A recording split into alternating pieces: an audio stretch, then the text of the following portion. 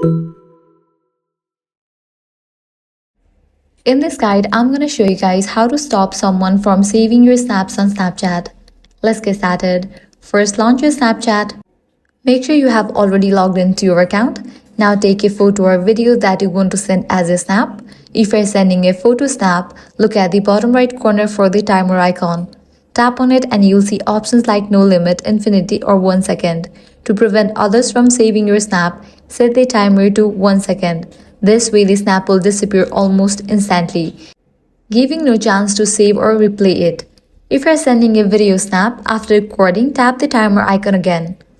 Instead of loop or bounce, scroll to play once. This ensures the video can only be viewed one time and they won't be able to save it. Snapchat will always notify you if someone takes a screenshot.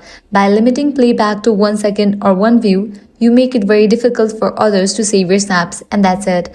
That's how you stop someone from saving your snaps on Snapchat. If this guide helped you out, do not forget to like, share, and subscribe.